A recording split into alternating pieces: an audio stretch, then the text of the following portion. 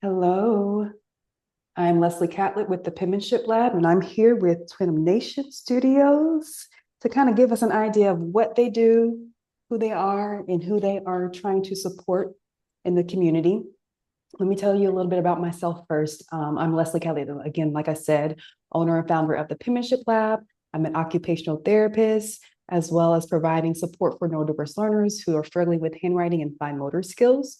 And I use a individualized, evidence-based approach to allow the students to achieve academic success, build confidence, and thrive in their day-to-day.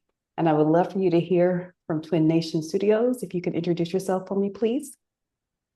Yeah, so I'm Andrea Jackson, And I'm Arnisha Jackson. and we're both the co-founders of Twinimation Studios.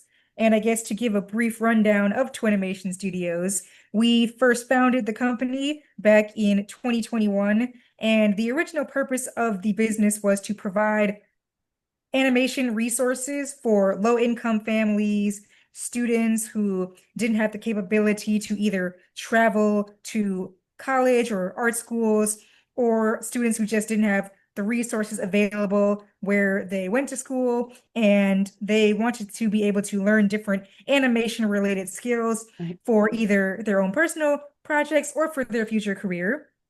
And the at this point in time, we wanted to expand the business to be able to focus on more than just animation. So recently, we've been incorporating different types of digital arts, including illustration, comic creation, and a few other different avenues, film creation, lots of different elements and techniques that students can learn so that they can create their own types of digital works on their own. And even if they want to build their own product, their own original product from that, like their own anime, manga, their own short films, that they'll be able to have the resources to do that in a more affordable and accessible way.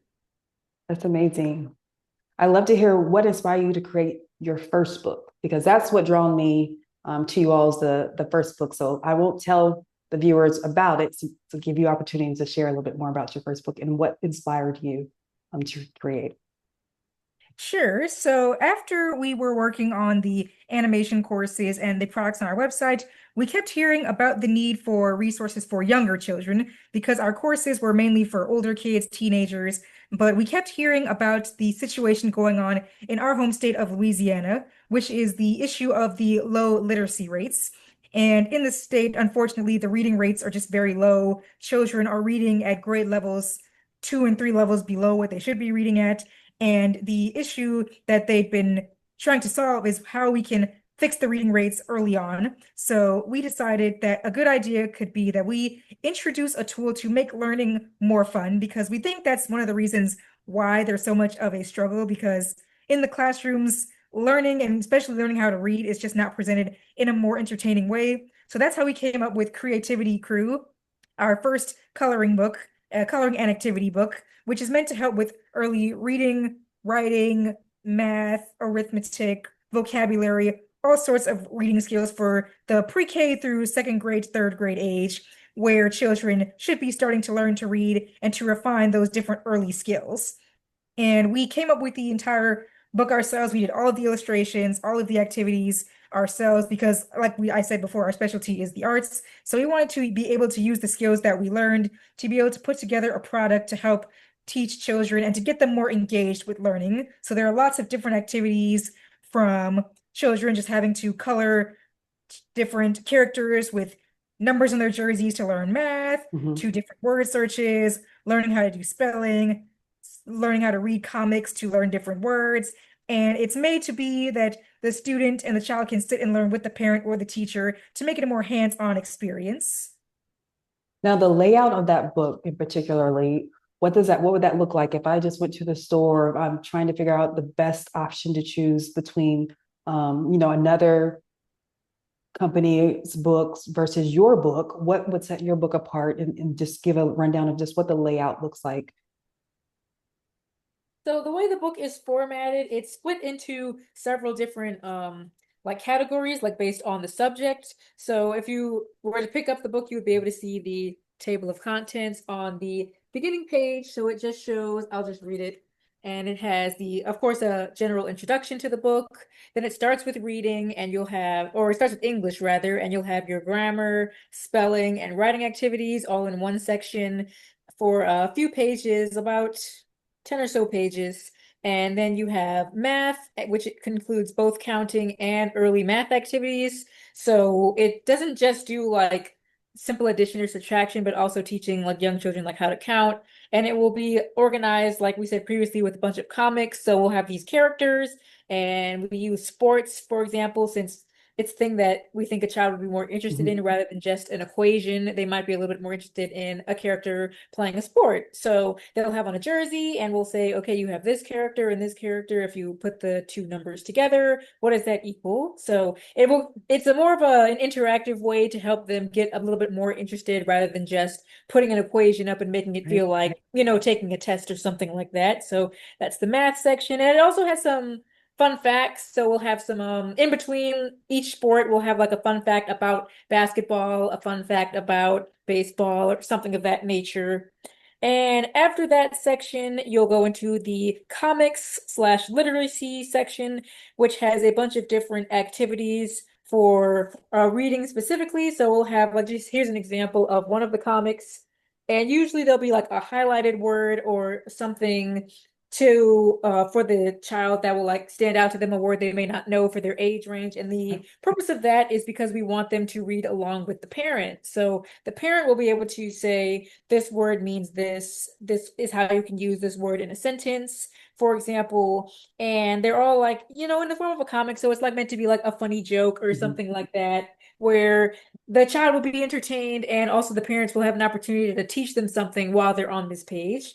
And at the very end of the book, there is an answer key for all of the math questions. There's a word search in the book, and there's just an answer page at the end. So it's just another opportunity to bring the parents in to make sure that the child has gotten everything that they're supposed to get.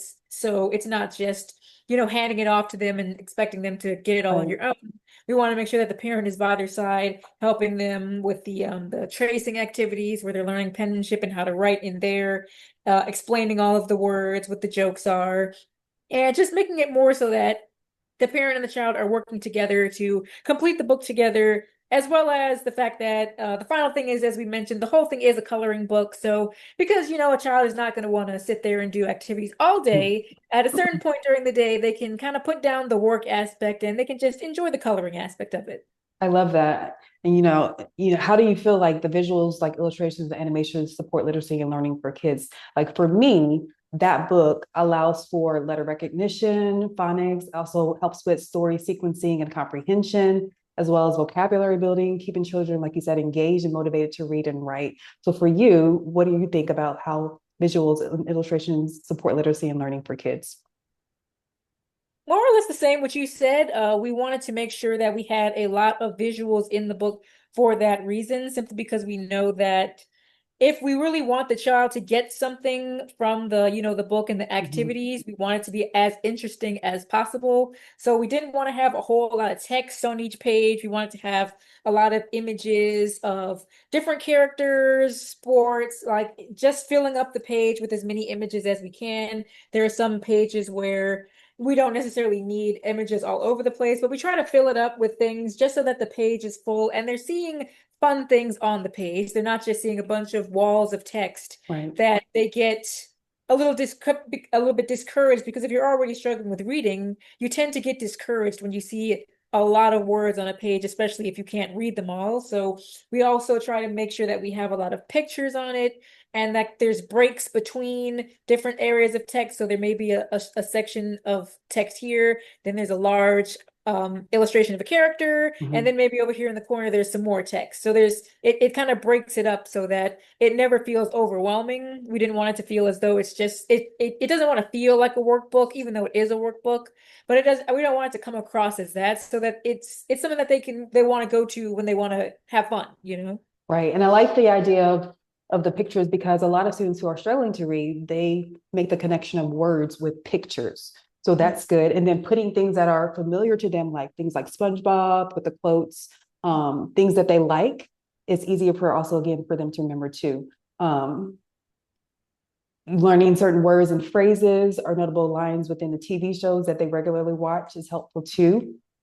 Yes. What kind of feedback have you all gotten regarding your books? Most of the feedback has been pretty positive. Like I said, originally we started out by selling them at our church just to see what the response would be because they have a lot of educational programs, tutoring programs that they do. And Mhm. so from that point onward, we got a lot of positive feedback of people saying, oh, my niece loves it, my nephew loves it. They spend all day on it. All the kids, when they finish their homework, they just want to go to the book. And so after that, we started taking them to different local events where we can act as vendors. Mhm. So they'll have different festivals and community events for families to come out to, and we've had the books available at all kinds of events. And especially recently, we started going to different events for children with autism because it was when we were doing a presentation or we were selling at the mall. Someone came up to us and said, this would be perfect. I'm at this autism event and we think the kids would really love this type of stuff. And so we went there and we've been to a few different autism events since then. And a lot of parents have said it's really great because the children are more engaged with this type of stuff. Like Nisha said, it's not really like a workbook. It's more like a fun kind of comic book and an activity book where children don't really feel like they're working. Like I mentioned earlier, I think a big issue in the schools is that the children learning is just kind of boring to them. So when they get a workbook, hand to them with equations and prompts to, okay, read this and then answer all these questions, it just feels like work to them. It doesn't really feel as enjoyable.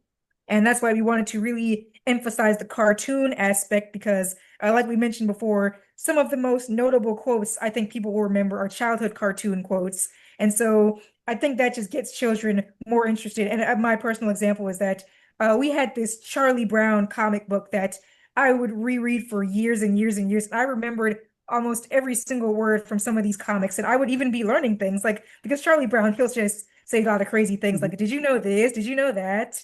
And so I think that's a way that children, they retain information when it's enjoyable to them, as opposed to it being, okay, I'm sitting in school. And I think it's just a common joke, like people will forget everything they learned after they go home for the day. So we think when you put it in a format that it's more engaging for children, using things they like, that it helps them to not only remember it, but to want to keep going back to it and to say, okay, I'm ready to pick up the book again tomorrow. So that's what we really try to emphasize with not only this book, but later future books that we're working on. I think that the idea of disguising learning is ideal for kids because they're not realizing, again, like you said, what they're doing. So for me and for you, the idea of that they're learning how to work on those fine motor skills, they're learning how to work on those visual motor skills, they're learning how to work on spatial awareness for like drawing specifically objects within the space on the page and separation of shapes is very helpful and it carryovers within the classroom.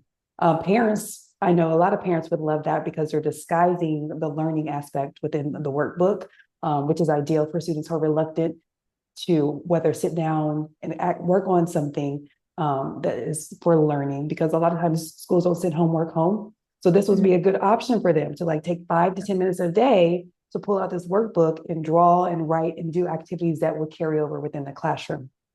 I love that. So let's talk about from my perspective, like I said, as an OT, the visuals also support, again, the handwriting and the fine motor skills. And I would love to hear your thoughts on that too.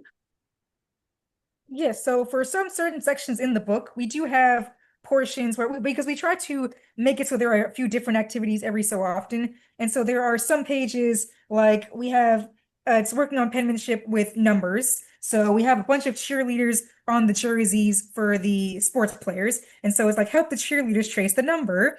And so it's an involved activity where they're not just tracing a number just to be tracing it. It's that, okay, I'm following this path of these characters to be able to write down this specific number. And in some sections we'll ask a question like, what did you do for today? Or how many of a certain object do you have in your home? Something that gets the child to think of what they're doing and to be able to also get up. I think that's also something really important that children aren't just sat down in their chair to just complete the assignment. They're like, okay, let's take a break from now. Do you have any games you like to play? Go around your room and see how many games you have, or see how many different types of fruit you have in your refrigerator. So it gets the child up and moving, and so they can they can be sitting in their chair, they read the task, then they go over to their room, they go over to their refrigerator, they see what the item is, how many they have, and then they can respond on the lines like, okay, I have this many things in my room, I have this many teddy bears, I have this many apples, so on and so forth. And so it just keeps the entire thing engaged. And I think that really also helps with their motor skills, that they're not just moving their hands around in Absolutely. just writing, yes, but that they're going around finding different things. We're giving them tasks of we're giving them tasks of, okay, here are a few different letters, try to make a word with all these different letters, and it helps them with their creativity, and they are able to unscramble words with pictures, and so they are able to do more than just sitting down and I'm just sitting down and I'm reading what's put in front of me. I have to go around, look at things around my home, around my school, my camp, wherever I am. And now I have the ability to use the environment and the world around me to help me out with these tasks. And I think it makes children more observant in that once they put the book down and they go out somewhere, now they're saying, well, how many of these things can I find out here? How many things can I count out here? And it just gets children more involved with the entire world around them. While Twinimation has a wonderful resource, I think both of us or all of us will agree that what we want to convey to you all is that drawing actually plays a big role in supporting both literacy and handwriting development.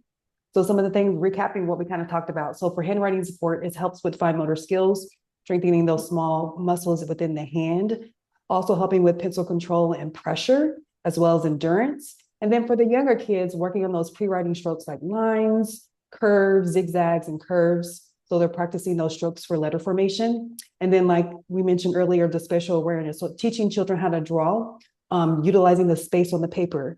So which carries over to writing on the lines and organization of words and maintaining recognition of space. And then the visual motor integration. So being able to copy and create drawing will help your kids coordinate what they see and how their hand moves.